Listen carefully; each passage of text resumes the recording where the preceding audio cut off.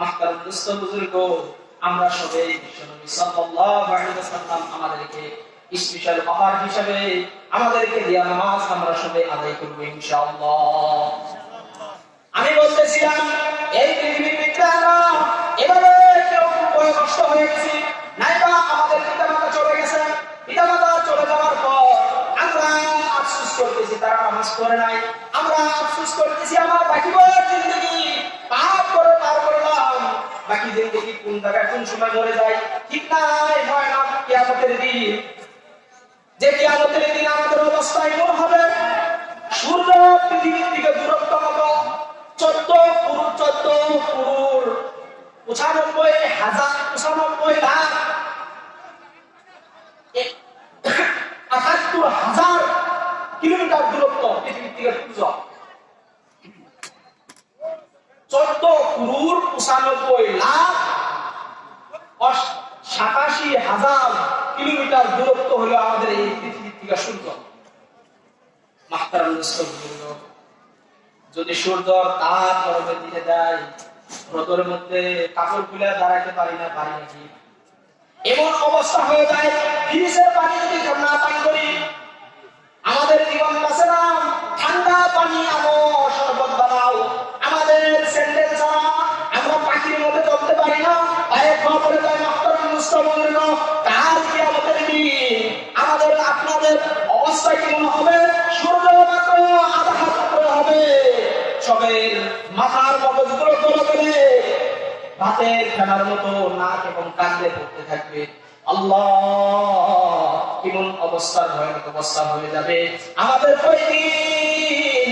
আল্লাহ রাব্বুল আলামিন বর্ণনা করেন, ইয়াওমা ইয়াফিরুল মারউ মিন আখিহি, ওই দিন এমন হয়ে যাবে, পলাবে, ইয়াফিরু ভাগে যাবে, পলাবে নিজের প্রিয়তম ভাই, নিজের জন্য যা নিয়েছিল।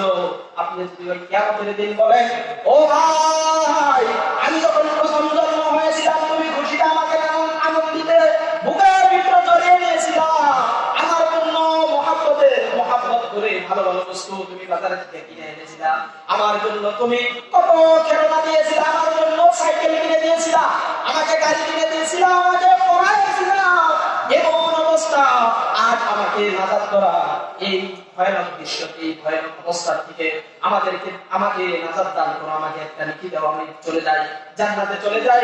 ওই সময় নিজের ভাই বলবে, ইয়া নফসি বলবে, আমার আপনার ভাই আমাকে আপনাকে চিনবে না। মাহতারাম দোস্ত বুজুর্গ, ওই ভয়ানকের দিন, ওই ভয়ানক অবস্থার মধ্যে আমরা যখন চলে যাব আমাদের বাবা, আমরা ছোট থাকা অবস্থায় যে বস্তু তালাশ করি, বাবা আমার জন্য এই হাতি নিয়ে আসলেন, এই সবাই নিয়ে আসলেন, আমার জন্য সাইকেল আনলেন, সমস্ত শরীরের পসিনা ঘাম বের করে হলো নিজের ইচ্ছা পূরণকারী নিজের ওই বাপ, নিজের ওই দুঃখকারী বাপ কিয়ামতের দিন আপনাকে চিনবে না।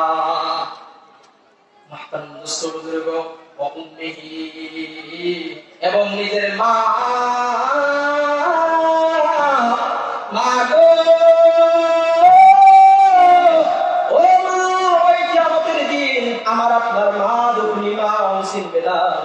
যে মা আমার এমন ভাষার সময় আমার সাথ দিয়েছিল, যে সময় আমার কোনো ভাষা কেউ বুঝতো না, কান্না ছাড়া কোনো কথা ছিল না, আমি পেশাব করে বুঝাইতে পারি নাই আমার ঠান্ডা লেগেছে, আমি পায়খানা করার পরে আমি বুঝাইতে পারি নাই কেউকে, আমার ধুয়ে দেওয়া লাগে, আমার কান্না ছাড়া কোনো ভাষা ছিল না, আমার এমন অবস্থা ছিল গো, আমার খিদে লাগলে কোনো কেউকে বুঝাইতে পারি নাই, আমি যদি কেঁদে দেই সেই ভাষা বুঝতো আমার দুঃখী মা। এই কিয়ামতের দিন ওই দুঃখী মা আমার থেকে চলে যাবে এবং বলবে, আমি তোমাকে চিনি না। আমার প্রিয়তম বিবি, যার জন্য আমি সমস্ত কিছু মা বাপ ত্যাগ